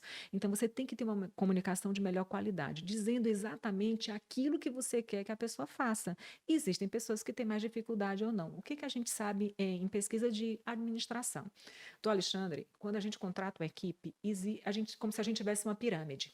Na base estão 15%, ali no meio eu tenho 70%, eu tenho mais 15%. Eu vou explicar o que são isso dentro dos nossos colaboradores dentro de uma empresa. 15% são aqueles que, por mais que você motive, por mais que você faça, por mais que você construa, que você invente uma história, que você queira motivar, que você queira construir, que você trate bem, eles não vão evoluir. O gestor ele tem que entender isso. Isso é de negócio, isso é administração pura. Tem 70% ali que eles só precisam, é o que a gente chama de colaboradores medianos, eles precisam ser incentivados. É aquele que quando você faz um treinamento, que você trabalha, tudo, eles vão crescer. Ou eles decidem não crescer, eles decidem ir para a base da pirâmide dos 15% que é um nome que é ríspido, mas que a gente, nos negócios atrás, a gente usa, são os fracassados, o termo. É duro, mas é uma realidade. É a base da pirâmide que decide fracassar, que decide não construir nada. Aí a gente tem o mediano, que é aquele que decide que eu vou construir, dependendo das oportunidades que vão ser me dadas. Alguns decidem subir para o topo da pirâmide, que são os 15% que a gente chama de campeões. Quem são os campeões?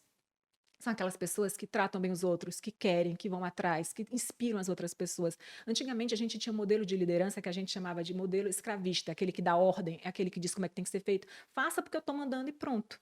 É um modelo de liderança escravista. Hoje a gente tem um modelo de liderança inspiracional. Então você, como gestor, tem que ser aquela pessoa que inspira, que chega no consultório e o outro diz, nossa, só quando ele chega, o clima já melhora. Quando ele chega, eu vejo nele um reflexo em mim. É isso que eu quero ser. Eu quero ser igual ao doutor Alexandre, sabe, doutor Alexandre? Se eu chegar no consultório e a pessoa na clínica disser assim, nossa, eu quero ser igual a ele, é isso que você tem que fazer para os seus colaboradores, porque eles vão estar ali com você, não pelo salário que você paga, mas por quem você é. Isso é muito, muito importante. Quando você adota um modelo mais escravista, como a gente chama, é aquele modelo de assim, faça porque tem que fazer, porque eu estou lhe pagando, eu lhe pago um salário para isso, é para fazer. A pessoa faz e ela faz pelo salário. Na primeira oportunidade, ela vai embora. Outra coisa que a gente vê é como utilizar a assertividade para lidar com os clientes. Que é o que a gente fala. Às vezes, a má transmissão da mensagem, ela vai virar um mal-entendido que vai virar uma bola de neve, que é o mega de um problema. Seja para mim como médico, cirurgião, explicar sobre até onde eu vou chegar no resultado, seja para um vendedor de algum outro serviço, como uma obra, uma construção. Se você não for assertivo, você não consegue levar a sua mensagem para o seu consumidor, para o seu cliente. E aquilo ali vai despertar nele, ao final, uma sensação de que nada bom foi feito. Sim. E aí, como que a gente vê isso na prática relacionado às outras áreas? Primeiro, conhecendo o seu cliente. Quem é a pessoa que ele procura? Você sabe exatamente qual é o perfil do seu cliente? Porque aquela pessoa que tem uma empresa e que ela não sabe qual é o perfil do cliente dela, quem é que sustenta? Quem é que tem a base da sua clientela? Assim, o perfil do meu cliente é esse, ele busca isso aqui de mim. Tem que saber isso. É começar por aí. Se você não sabe quem é, como é que você sabe que você vai ter uma comunicação de qualidade, assertiva e oferecer exatamente aquilo que ele quer e que ele saia satisfeito? Gerar muita expectativa também no cliente, vamos lá, sempre dá. Se eu tenho expectativa demais, mesmo que eu receba um produto de excelência, Se a minha expectativa era 11, eu fico negativo com você. Tem muito isso. E aí é trazer o cliente e dizer assim: olha, a gente é exatamente isso aqui que eu posso lhe oferecer. É exatamente isso aqui que você é o caminho que você vai percorrer. Outra coisa que é facilitador, tanto para o cliente quanto para os colaboradores, é você ter processos, que as pessoas saibam como é o processo. Entra aqui, entra dessa forma, faz esse caminho, e que esse processo seja documentado. Às vezes você participar de uma reunião com um colaborador, o que nós decidimos nessa reunião? Esses itens aqui ficaram decididos. Ele está sabendo como é que vai ser guiado. Do mesmo jeito é o cliente. Ele tem que saber como é que ele vai ser guiado nesse processo.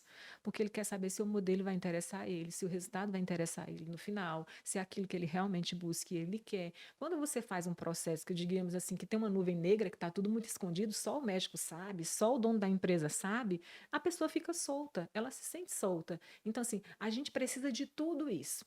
Quando a gente fala em gerenciamento, eu só falou das outras atividades, Isso, outras áreas. Porque assim, a minha realidade aqui, eu tenho meus processos, eu falo até brincando para as meninas que o meu processo é como se fosse a Constituição dos Estados Unidos. Ela não muda, mas ela vai acrescentando algumas coisas para melhorar.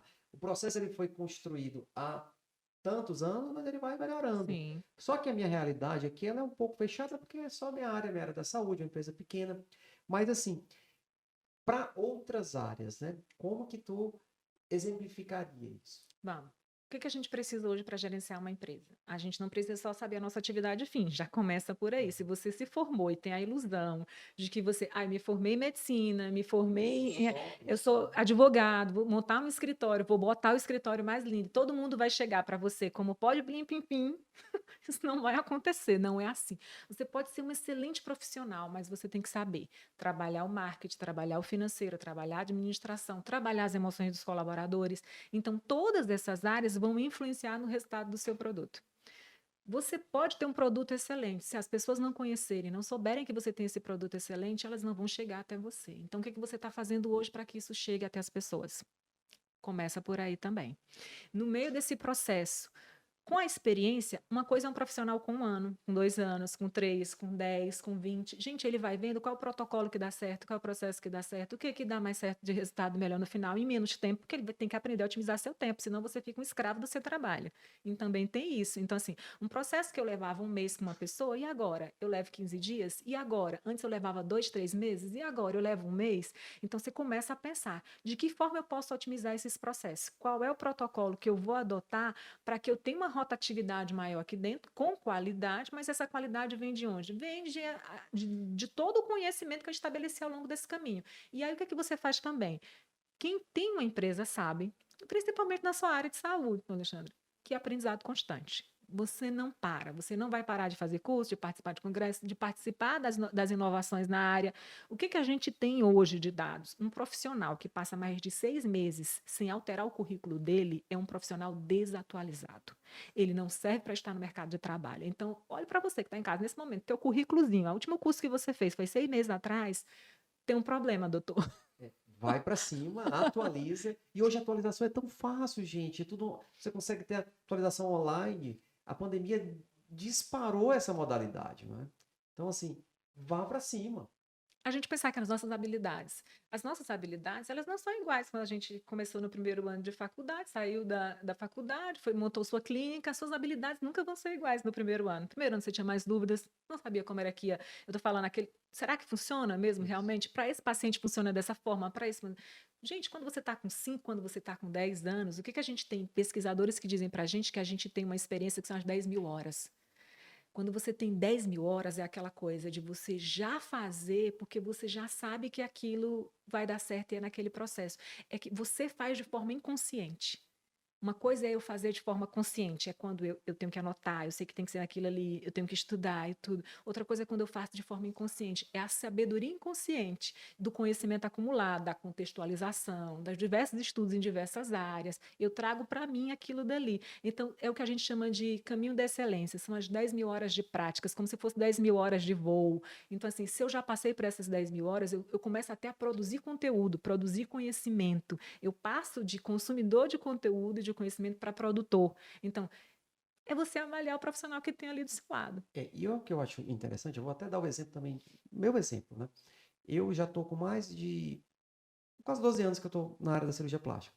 Quando a gente saía, na minha época, era assim. À medida que o tempo fosse passando, era a certeza que a coisa ia ficando melhor. Por quê? Porque ao chegar ao mercado de trabalho ia ter uma resistência, porque nós éramos novos, inexperientes, e a aceitação do mercado ia ser menor, claro.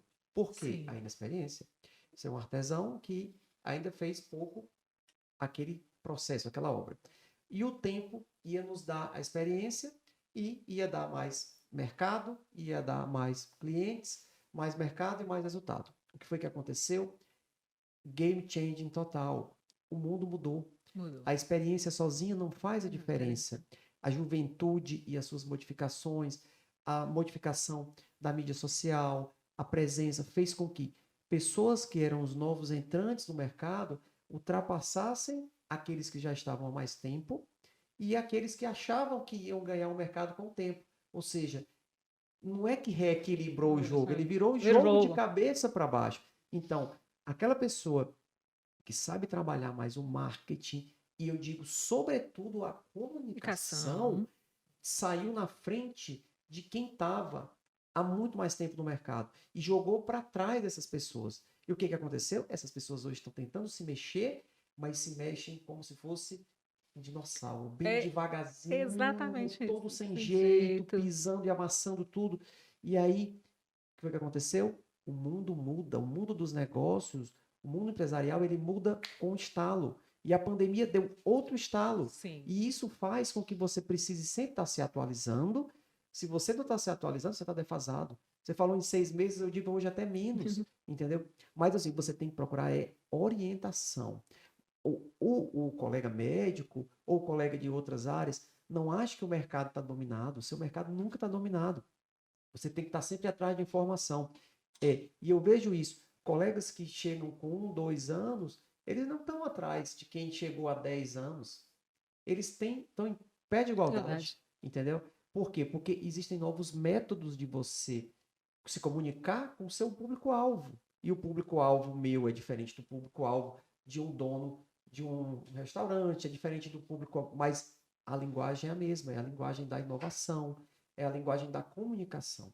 Então, assim, eu acredito que você vivenciou isso também na sua área. Muito. Você há muito tempo trabalhava exclusivamente com uma coisa, jornalismo. Eu sou E, professora universitária, e aí doutor foi Alexandre. E mudando. aí eu comecei a dar aula online também. E Então, vamos a pensar nisso. novidade nova, Só que para quem né? gosta disso, para quem se adaptou, a gente vai começar o seguinte: antes de falar É, do meu caso, eu vou é, falar do que é. colocaram. Até 2018, o Fórum Econômico Mundial, que trabalha as habilidades do profissional do futuro, ele colocava: a partir de 2025, a comunicação vai ser muito exigida. Olha, ele previa que em 2025 e colocou algumas habilidades do profissional do futuro, que seria liderança, comunicação, capacidade de empatia, negociação, saber se relacionar, ter uma visão crítica do mercado. Tudo isso eram as habilidades essenciais para o profissional que ele previu, que o fórum faz isso, ele se reúne a cada 2 anos.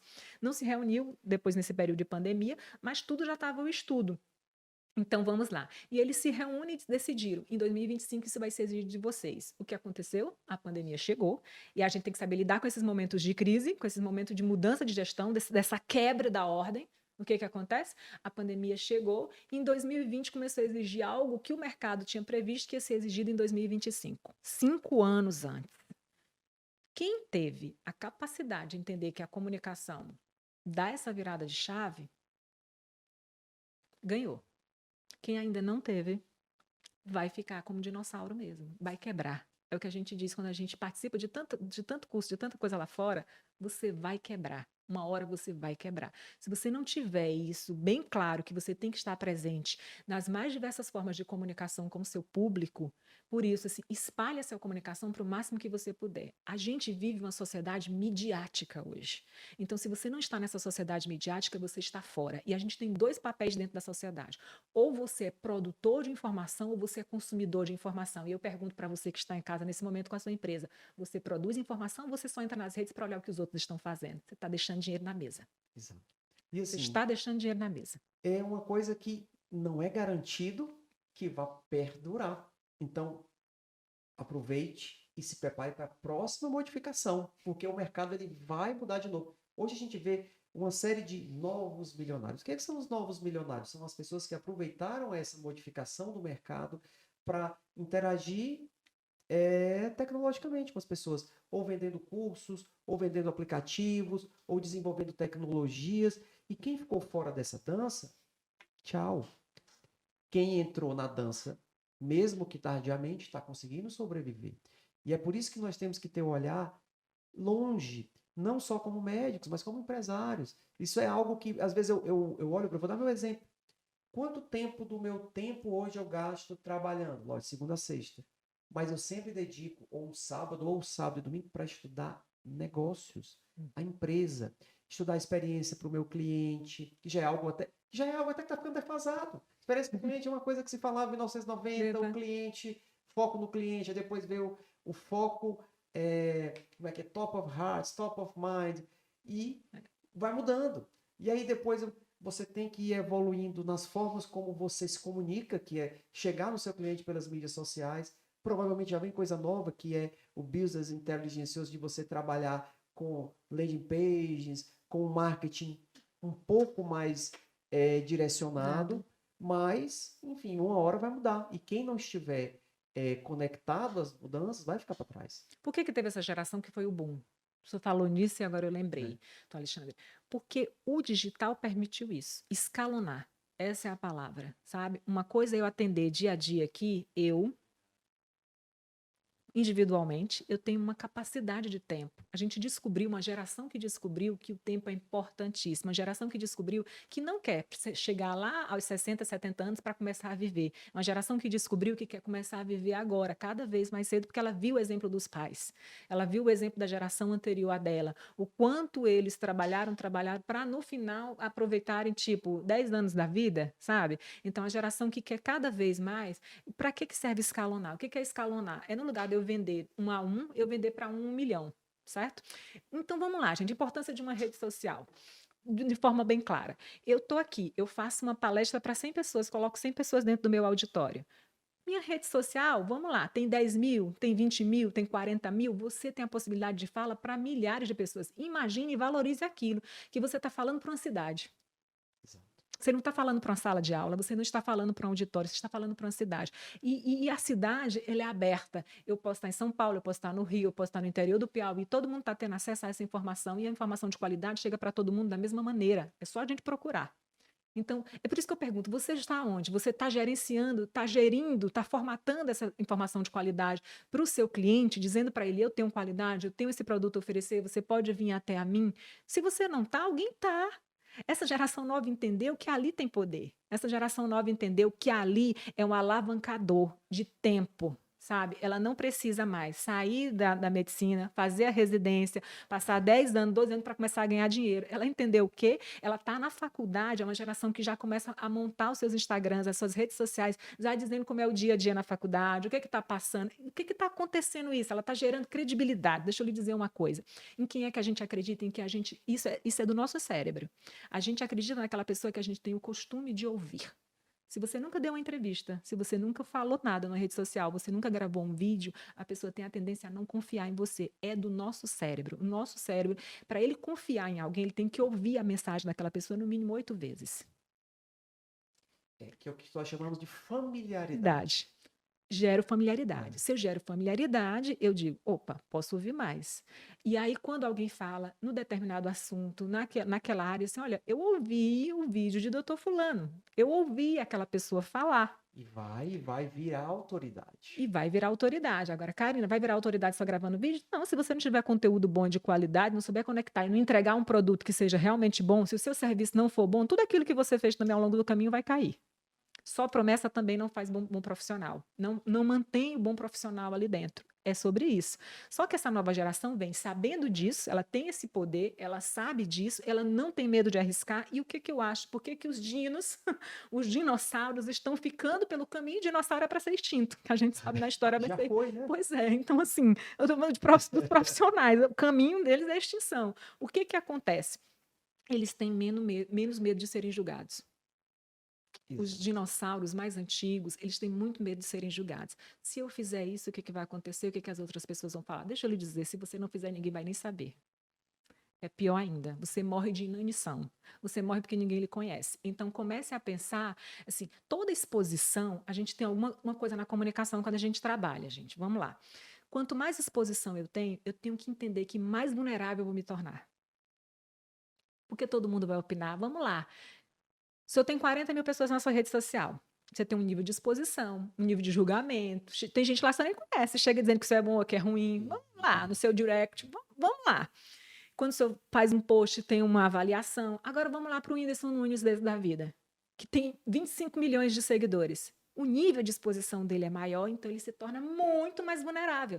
Então é isso. Se você não quer se expor, você não vai ser vulnerável para as outras pessoas. Mas é se mostrar exatamente isso. Exposição e vulnerabilidades, elas caminham lado a lado. Quanto mais exposto eu estiver, mais o meu produto vai aparecer, mais eu vou me aparecer, mais a probabilidade de eu ter uma autoridade firmada é maior, mais eu vou estar mais vulnerável às pessoas, mais vulnerável a ser julgada, a ser criticada, a ser comparada. E aí, amiguinho, você tem que estar preparado psicologicamente para isso. É aquela coisa, são as regras do novo jogo dos negócios, né? Você tem que trabalhar isso. Eu enfrentei essa resistência, se não me engano, eu abri meu Instagram em 2013, 2014. Eu não dava o menor valor para ele, porque isso não vai pegar, isso não vai vingar, é muita exposição. A melhor coisa para a gente é viver na nossa, digamos, nosso lado anônimo, trabalhando. O que que eu fiz? Eu comecei a pesquisar com os próprios pacientes o que que eles achavam disso. Na verdade, unanimidade. As pessoas nos procuram hoje por lá. É o seu currículo. Isso, o boca a boca, que o pessoal fala, bom é o boca a boca é para validar. Dá. É. O currículo, que tanto eu já lutei para engrandecer o currículo, fazendo simpósios, congressos, hoje eles são muito mais pessoais, para me dar a segurança e a confiança de fazer o que eu faço. Agora, quando você vai perguntar se alguém viu o seu currículo, hoje as pessoas não veem mais. Eles vão na mídia social. Eles estão errados? Não estão. É um novo mundo. Talvez quem está errado é que não se adapta a esse novo mundo. Eu falo muito brincando para os colegas que não ainda entraram nessa. A briga Uber, táxi, todo mundo sabe o fim que ele levou. Entendeu? Não adianta você brigar para tentar segurar o avanço da tecnologia. Porque você está barrando uma coisa que não segura, é uma onda que você não segura. Entendeu? Então, quem não se adaptar a esses novos métodos não vai prosperar, não vai sobreviver, vai morrer de inanição. Às vezes você pode ter um excelente produto, como eu conheço colegas que são espetaculares no que eles fazem, no que eles entregam, no serviço deles, no tratamento. Mas como estão à margem do conhecimento do grande palco, que é a mídia social, não vão poder continuar vendendo o seu serviço. Eu tenho um mentor que ele me orienta, ele fala, cara, o Instagram, imagina que é um grande palco, você subiu num palco, você tem 40.000 pessoas assistindo o que você está falando. Todo dia você está falando, você está ganhando autoridade. E se você fala o certo, se você é ético, se você é correto, se você fala o conteúdo verdadeiro, você está ganhando credibilidade. Se você fala com mais frequência, você está ganhando autoridade, porque a credibilidade você já ganhou. Quando que você teria isso? Exato. Antigamente, para poder você poder falar num palco de um congresso ou falar numa televisão, era muito difícil. Você Quantos tinha que anos de ser. carreira? Quantos anos de carreira tinha que ser? Você só ia se você fosse o presidente de uma sociedade, de uma regional. Hoje não. Você atinge o seu público desejado, inclusive. Você tem como você selecionar, inclusive, o escopo do seu filtro para você captar um paciente que você quer alcançar, né? Então, a tecnologia está aí para isso. E aí é aquela coisa. Se você tiver uma boa comunicação, você vai bem. Se você tiver uma comunicação ruim, você acaba jogando para o lado errado. Você tem que ser muito bem assessorado para isso. E se você não for bem assessorado, você acaba não entregando o que deve. Não entregando, fica nadando mesmo, assim, tipo, em mar aberto, sabe, doutor Exatamente. Alexandre? Mas é a gente imaginar que essa resistência é natural do ser humano. Vamos para a área da psicologia. Tenho que vir para cá para carregar. É natural, o ser humano ele não é afeito a mudanças. Tudo que é mudança, que provoca mudança, provoca medo nele. Como é que eu vou mudar? O que que eu vou fazer? Eu tenho que agir diferente, fazer diferente, eu não sei como fazer. A probabilidade de eu errar é grande porque eu não sei fazer. Então a pessoa começa a criar aqueles medos em torno dela. Então, e esse medo da tecnologia também é comum nas culturas. Todas as nossas culturas têm medo do que é novo tecnologicamente. Vamos lá. Quando a televisão chegou, disseram o rádio vai acabar. Televisão é ruim, não sei o quê, tudo vai existir, não. E a gente tem todo esse processo. A gente tinha um rádio, aí veio a televisão, aí o rádio vai acabar, não vai mais existir, aí todo mundo tem que estar dentro da TV, aí depois disseram, com a internet chegou, ninguém vai mais ficar focado em televisão, todo mundo vai para a internet. E o que que a gente viu ao longo dos tempos? A gente tem que ser menos negativo com as coisas. A gente hoje engloba tudo isso. A gente tem uma conexão das mídias. E aí eu pergunto, quais são as mídias que você está? Onde você está atuando? Você está na rádio, na TV, no jornal? Você está onde? Você está só com o seu cartãozinho sentado na sua mesa esperando o cliente chegar. Se você está nessa opção de sentado na mesinha esperando o seu cliente chegar, montou a clínica linda, gastou muito, investiu, botou o cartão, botou lá a placa, está tudo bonitinho, eu tenho certeza que você não está ganhando o que você poderia ganhar. Você não está ganhando com aquela visão daquela pessoa que está investindo em todas essas áreas midiáticas. Porque ele nem precisa dessa clínica montada com o maior do primor se ele estiver investindo ali por trás na comunicação dele. Então, é muita gente pensar sobre isso. Quem você quer ser hoje para a sociedade? De que forma que você quer aparecer? E os medos todos vão ter. Que é uma característica dessa geração que chega agora, ela faz com medo mesmo. E aí é que a gente entra no fator emoção, né? Todas as decisões, elas acabam sendo emocionais. O que eu percebo é que a mídia social, ela trouxe essa emoção de uma forma mais aflorada, Claro. que é o quê? O impulso. A impulsividade das pessoas, tanto seja para criticar, para emitir assim, um julgamento bom ou ruim, seja o que for, é por impulso. Mas também o consumo é por impulso. Então, tem que ter cuidado o consumidor para não consumir por impulso, mas o empresário também pode se aproveitar desse gancho da facilidade. Para quem vende alimento, até mesmo para a gente da cirurgia plástica, a gente usa os gatilhos emocionais necessários Todos para usamos. angariar nossos pacientes, entendeu? Então, a gente não vai negligenciar as táticas que a gente usa, mas a gente vai filtrar o momento de usar. Usar Entendeu? com ética, saber Com como ética, usar, exatamente. sabendo que realmente o que que você vai entregar, o que que as pessoas vão buscar em você, o seu público, o que que ele está buscando, o que que você pode entregar. Gente, você usar gatilhos mentais na comunicação não é antiético. Antiético é você não entregar o produto que você está dizendo que vai entregar para o seu cliente. Exato. Isso é que é antiético, sabe? É uma barreira enorme para médico usar esses gatilhos. Porque, assim, uma coisa que a gente coloca um mantra na nossa cabeça sempre é ética, ética, ética, ética. Usar o gatilho é errado, a gente coloca. O que que eu sou? Eu, me analisando, eu sou um vendedor. Também sou um vendedor. Todos Um nós médico, somos. nós, diariamente, cada passo que a gente dá na nossa vida, a gente está vendendo algo. Eu estou vendendo o meu serviço. Quando o paciente adentra na minha sala, eu vou fazer toda uma explanação e estou vendendo o meu serviço. O que me cabe ser ético, honesto e só vender o serviço para quem realmente precisa e se ele estiver apto a fazer. Então, esse é o limite que nós médicos devemos ter. A partir daquele momento, se você fizer as coisas certinhas, tudo vai dar certo. Agora, a mensagem que eu deixo aos colegas que se empolgam demais, aí você vai ter problema. O julgamento vai te pegar.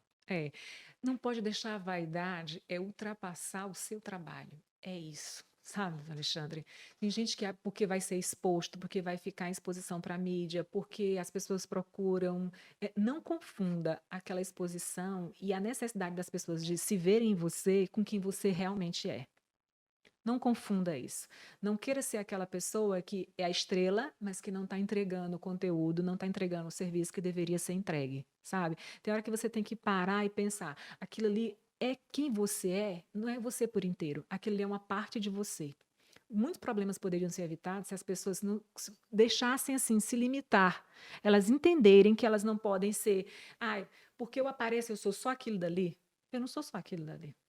O que é que você tem que fazer por trás? Quantas horas de estudo você tem? Quantos cursos tem? Quantos orientadores? Quantas mentorias? Quantas conversas? Quantos clientes tem que ter para criar aquele know-how daquele profissional, sabe?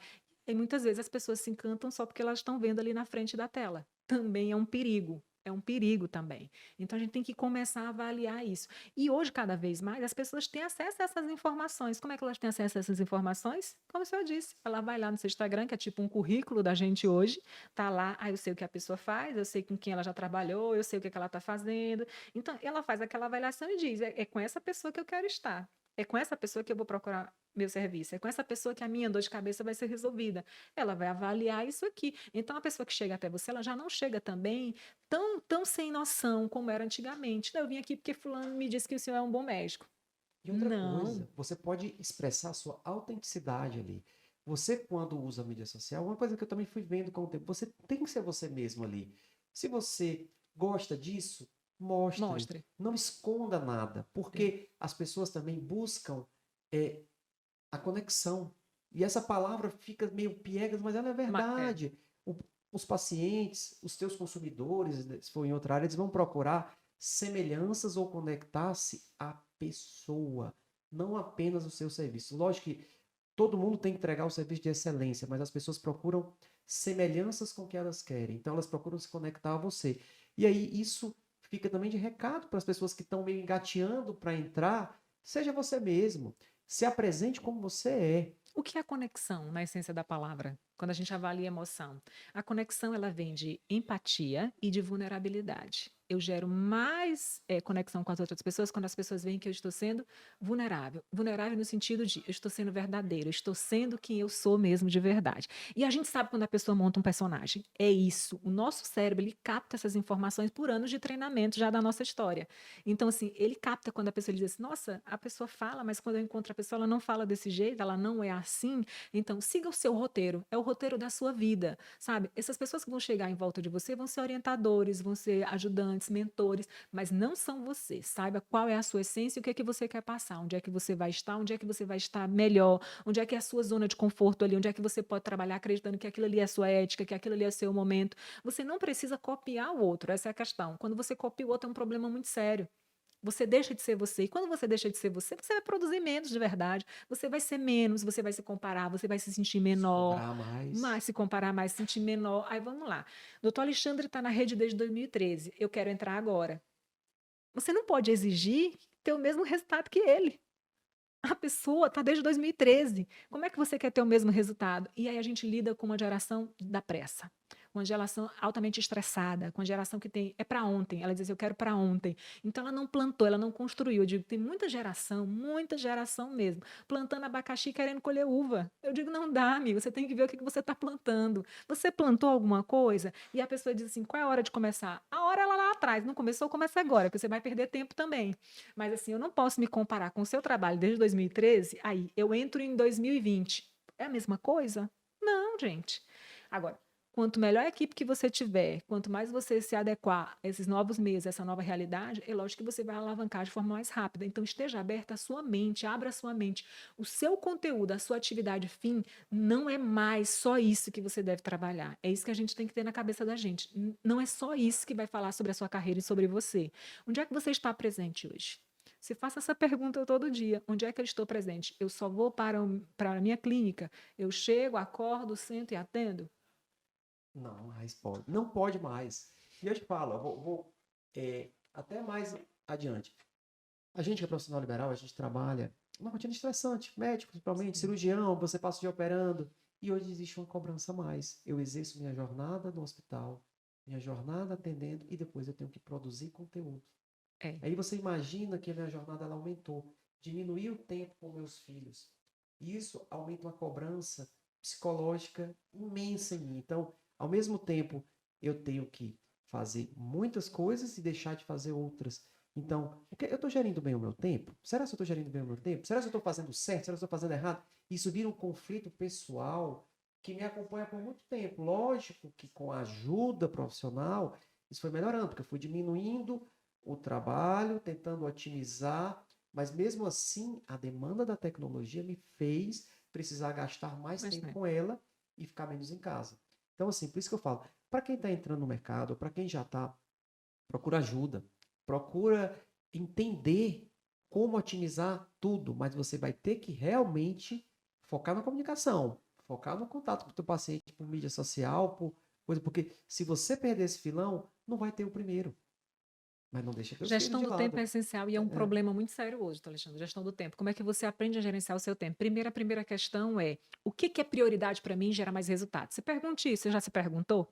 Qual é aquele perfil de cliente que eu resolvo em menos tempo e ele gera mais resultado? Do resultado financeiro mesmo, viu? Eu estou sendo bem sincera com vocês. Então, assim, vamos parar de. A gente tem precisa de um choque de realidade, e se você lida com negócio, você tem que ter uma visão de negócio, ter menos mimimis, Tem que falar, menos coisinhas, é. sabe? Ai, não posso, não falo, não sei o quê. Fale, você tem que falar. Se você não falar, se você não resolver, botar a carta na mesa e disser assim, assim que eu quero ter, montar uma estratégia, em um ano eu quero estar abarcando esse público, em um ano eu quero ter esse faturamento dessa forma. E se você faz isso, esse planejamento para um ano, você tem que saber o que você vai fazer mês a mês, quantos clientes você tem que conseguir, qual é a rotatividade, o que vai precisar, o que você vai precisar investir dentro da sua clínica. Então, comece a pensar dentro da sua empresa o que você vai poder fazer. E a primeira coisa é, não perca tempo com aquele cliente que lhe dá mais trabalho do que resultado. Estabeleça prioridade. Karina, eu presto 3 tipos de serviço. Eu tenho um serviço que é 70% do meu faturamento, e tem um outro que é 20% e tem um outro que é 10%. Joga esse 10 fora. Você vai ganhar tempo e vai ganhar dinheiro. Bota bem aqui onde está esse 70%. O que é esse 70%? Então, assim, vamos lá. Eu tenho um ticket médio, que é o valor médio do meu serviço. Eu tenho um ticket médio de 1.000, eu tenho um ticket médio de 10.000, eu tenho um ticket médio de 30.000. Vamos lá. Para eu ter um de 30.000, eu tenho uma conversa, eu tenho probabilidade de conversão em quanto tempo? Você tem que começar a pensar. Eu tenho uma conversa, 2, 3 conversas com essa pessoa, eu consigo fazer um ticket médio de 30.000. Então, aí esse de 1.000 aqui, eu estou enchendo o consultório, enchendo o escritório. Se você for advogado também, estou enchendo com esse ticket médio aqui de 1.000. Para eu fazer 30.000, eu tenho que atender 30 pessoas como essa para desse daqui. Então, defina. Se você quer melhorar o seu tempo, sua qualidade de vida, se sentir melhor, dar mais resultados, ser mais feliz aí em casa, quando você começar a aumentar o seu ticket, que você vai precisar de menos tempo para converter, é sobre isso que a gente está falando. Então, eu deixo de trabalhar para um público que demanda muito tempo e pouco retorno. Por isso que eu digo, estabeleça a prioridade. Qual é a única coisa que, se você fizer hoje, é mais importante e lhe gera mais resultado? Coloque isso na cabeça. É com isso que eu acordo pensando. Hoje, se eu conseguir clientes nessa faixa, desse jeito, dessa maneira, eu vou trabalhar 1 hora no lugar de trabalhar 10. Existe uma coisa que você, todo dia do mundo, você não compra, que é tempo. Tempo. E aí você tem que ter essas estratégias. É o que eu faço aqui na clínica. Assim, eu sempre tento tirar um horário para mim discutir essas estratégias com minha equipe, né? E aí, depois que eu comecei a usar esse método que você está falando, minha qualidade de vida melhorou absurdamente. Eu tive que entender que minha capacidade produtiva, que é o meu tempo, ele é finito, ele é limitado.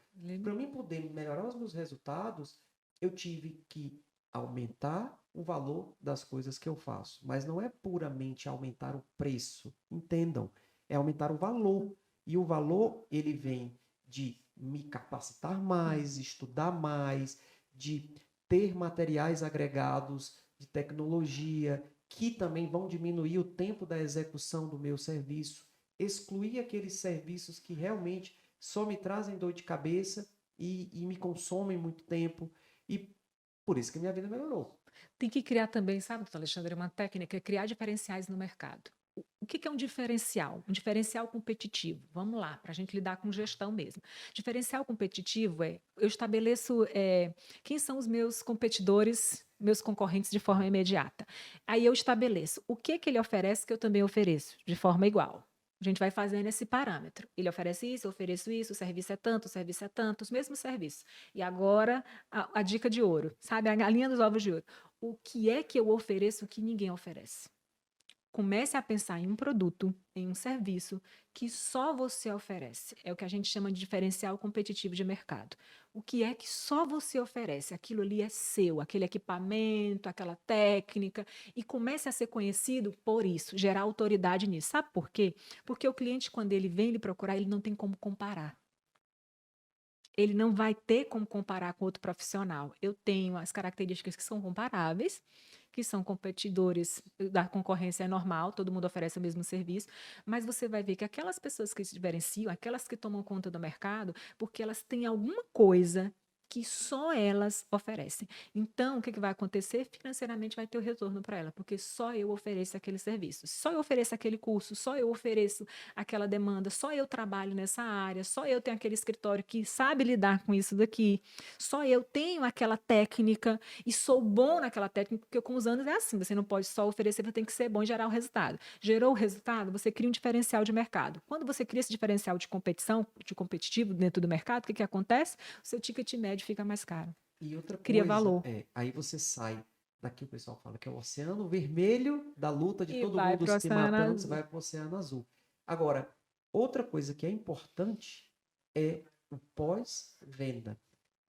Você vai ter o seu primeiro contato com o cliente, que a gente falou dos colaboradores, contato meio que é venda do serviço em si, depois o faturamento melhor, mas você tem que ser fiel à sua essência do que você prometeu. Você tem que entregar e você tem que fazer um pós-venda. É muito difícil você ver a satisfação dos seus clientes, pacientes, ou o que for, se você não tiver um pós-venda adequado. Isso a gente aprendeu com quem? Com os carros. A gente aprendeu com o carro, primeiro pós-venda. E aí hoje a gente vê na nossa realidade. O pós-venda ele é digamos, um diferencial. Você pode fazer tudo certo. Pós-venda foi ruim, insatisfação. E isso é algo que é treinamento. E não é treinamento só do executor. É o treinamento da equipe de segmento e acompanhamento. Investimento. A gente precisa investir. Para a gente aumentar a nossa noção de valor e que a gente é valoroso para as outras pessoas, a gente precisa investir. Aí quando eu falo assim, Alexandre, o oceano azul e o oceano vermelho, é exatamente essa mentalidade. Quem está no oceano vermelho, ele tem a mentalidade de quê? De que tudo está escasso, de que não dá, de que estou competindo com todo mundo da mesma área, pelo mesmo produto, pelo mesmo serviço. E aí, quem tem mentalidade de escassez vai ficar nessa mentalidade de escassez, não tem como desenvolver a abundância. Mas quem vive no Oceano Azul, ele imagina o quê? Eu crio o meu subsistema, eu crio o meu aquário, eu crio o meu ambiente de diferenciação. Vamos dar um exemplo bem prático, bem claro, que a gente vê até nas bibliografias, nos livros. Circo de Soleil. Antes do Circo de Soleil chegar, o que existia? Todos os circos eram com animais. Eles já quebraram o fator competitividade aí. Disseram para eles que não ia dar certo. Porque circo só era assistido porque tinha urso, porque tinha leão, sabe? Porque tinha animal treinado. Eles começaram e disseram assim: no nosso circo não vai ter animal. O nosso circo vão ser só pessoas. Quebra uma barreira dentro do seu cérebro, você não tem mais como comparar. Então, o ticket médio deles, o valor, é alto. Porque eu não tenho como comparar, eu não tenho outro concorrente que faz a mesma coisa que ele. Ele me oferece um tipo de arte que o outro não oferece. Então, na hora que eu vou comprar, o meu cérebro está sempre comparando. Por isso que a gente tem sempre um arquivozinho dentro da cabeça, quando diz assim, olha, a consulta com o nutricionista é tanto, a consulta com o psicólogo é tanto. Se você oferece o mesmo serviço, o seu cérebro já está na caixinha, no arquivo lá dentro, dizendo assim, psicólogo faz isso, nutricionista faz isso, médico faz isso, cirurgião faz isso, advogado faz isso. Ele já tem o arquivozinho, então isso aqui, ele vale tanto. Quando eu chego com um produto e uma forma de agir no mercado diferente, a pessoa não tem como comparar, ela não tem um arquivo já prévio dentro da cabeça dela. É sobre isso. Então, quando o Circo de Soleil chega, ele diz assim, mas como? Eles estão pedindo isso pelo ticket deles, mas o circo tal... Não, mas o circo tal lida com animais, o circo tal liga de outra forma de apresentação, são outras pessoas. Aqui eles lidam com música, eles lidam com emoção, com sensações, eles usam elementos da natureza, eles têm outra visão. Então, você não pode me comparar, porque o que eu ofereço é diferente. Então, começa a se perguntar se o que você está oferecendo, os seus clientes têm a noção de que é diferente do que a maioria do mercado usa, porque ele sempre vai fazer essa comparação. Então, quando ele chega e diz, mas é caro ou barato, ele dá um juízo de valor para o trabalho que é seu, é porque ele está comparando com os outros que ele já conhece no mercado. E é natural do ser humano fazer isso, porque a gente tem dentro da nossa cabeça, a gente tem dificuldade para mudança, a gente quer economia de tempo e a gente quer economia financeira dentro da nossa cabeça. Isso existe, é natural do ser humano. Só que se ele enxergar que você está oferecendo um valor melhor, o que acontece com ele? Ele quebra tudo isso. E a única forma que a gente tem de fazer essas quebras dentro do cérebro, ele entender que você não é igual ao outro. Entendeu? Então, a importância é isso. E tem essa mentalidade do Oceano Azul, de abundância. Gente, se o outro está lucrando, se o outro está fazendo, se a clínica do outro cresceu 10 vezes, o que está acontecendo que você não está crescendo? Você não tem que olhar que ele fez isso de errado. Tem gente que já tem tudo isso dentro da cabeça. Quer criticar. Você tem que quer aprender. falar rápido. Você tem que E você tem que aprender. aprender, usa o outro como exemplo, sabe? Se ele está fazendo, qual foi o caminho, que habilidade ele desenvolveu, onde foi que ele foi fazer o curso, começa a olhar no Instagram dele.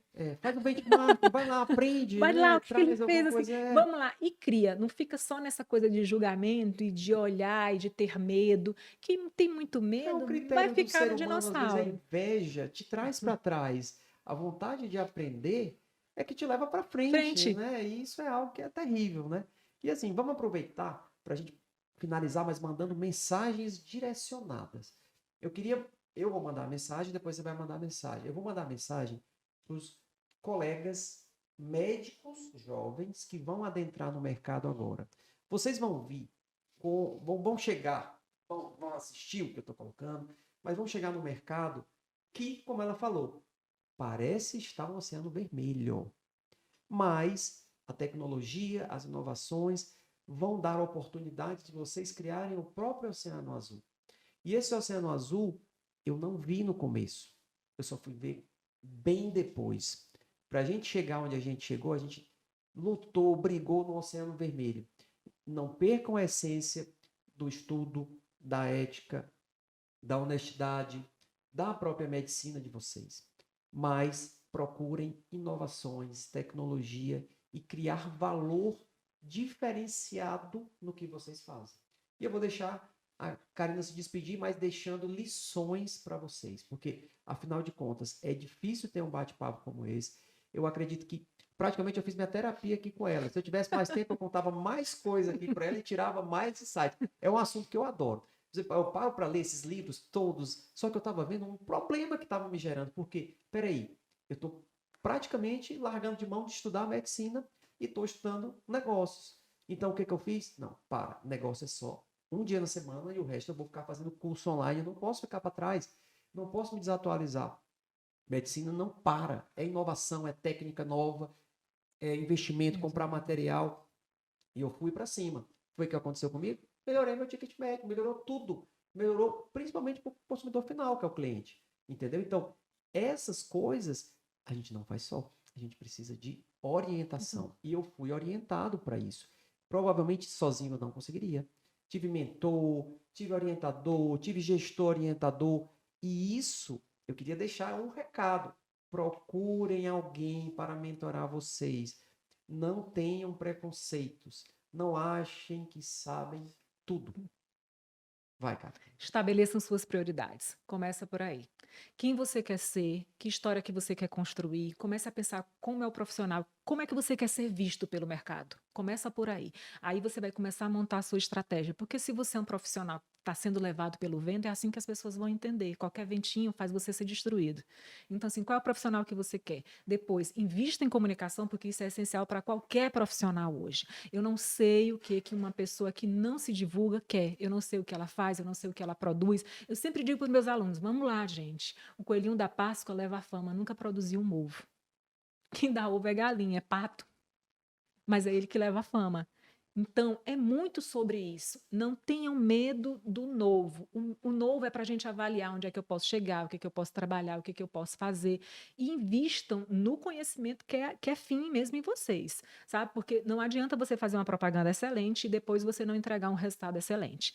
Então, faça uma propaganda excelente e entregue um resultado muito melhor ainda. Sempre entregue para o seu cliente além do que aquilo que ele espera de você. A gente tem que ter sempre o bônus, sempre o uau.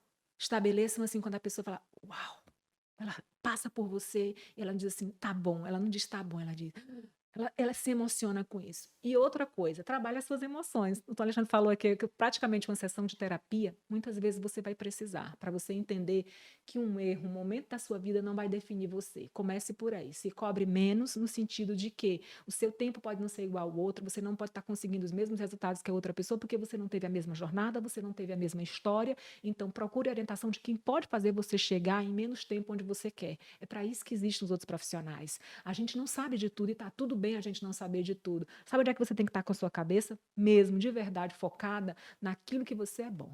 Os outros você pede ajuda. Pessoal, papo fantástico, fantástico. Se eu pudesse, a gente ficava aqui 2, 3 horas conversando e o papo não acabava, né? Obrigado, pessoal. Acompanhem, indiquem e precisando, chamem a Karina. Precisando de mim também, pode me procurar. Valeu.